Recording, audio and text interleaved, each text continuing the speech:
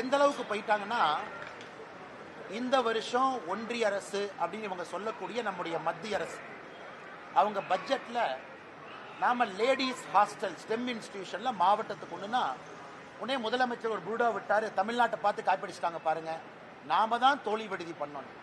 ஆனா எத்தனை பேருக்கு தெரியும், மத்திய அரசினுடைய சஹி நிவாஸ் அப்படிங்கிறது தான் தமிழகத்துல தோழி விடுதின்னு ஒரு ஸ்டிக்கர் ஒட்டி மத்திய அரசு கொடுக்கக்கூடிய பணத்தை அந்த தோழி விடுதிக்கு பயன்படுத்துறாங்க. இந்த பட்ஜெட்லயும் தோழி விடுதியை பத்தி பேசியிருக்காங்க.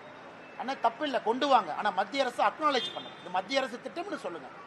நீங்க சொல்றீங்க கலைஞர் கனவு திட்டம், கனவு இல்லம் திட்டம்ங்கிறீங்க, அது மத்திய அரசுடைய திட்டம் இல்லையா? மத்திய அரசு அதுக்கு பணம் கொடுக்கலையா? அதனால் வெறும் பொய்யை பேசி பேசி நீங்க சொல்லாட்டி கூட பரவாயில்ல, இந்த முறை மத்திய அரசினுடைய பட்ஜெட்ல இந்த லேடிஸ் ஹாஸ்டல்ல இந்தியா முழுவதும் கொண்டு வரும்போது ஒரு திமுக அமைச்சர் சொன்னாரு, பாருங்க நம்ம தோழி விடுதியை எல்லா பக்கம் கொண்டு போறாங்க. இதான் திராவிட மாடல் ஆட்சியினுடைய சாதனை. மத்திய அரசினுடைய சஹி நிவாஸ் திட்டத்தை எடுத்து தோழி விடுதியின் பேரை மாத்தி அதை மறுபடியும் மத்திய அரசின் மீது பழிய போடுறாங்க. அதனால் மொத்தமாக சொல்ல வேண்டும் என்றால் மத்திய அரசு நிறைய கொடுக்குறாங்க. நீங்க போய் கையெழுத்து போட்டு பிஎம் ஸ்ரீ ஸ்கூல் வருவதற்காக கையெழுத்து போட்டு கேரளா கையெழுத்து போட்டு வாங்கியிருக்கின்றார்கள்.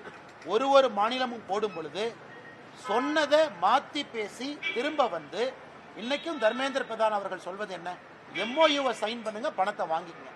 மத்திய அரசை பொறுத்தவரை எங்கேயும் மாற்றாந்தாய் மனப்பான்மையோடு அணுகவில்லை. மாநில அரசு தான் வேண்டுமென்றே மத்திய அரசின் மீது ஓர வஞ்சனையோடு தமிழகத்திற்கு எதுவும் வரக்கூடாது. இன்னைக்கு நான் சொல்றேன்.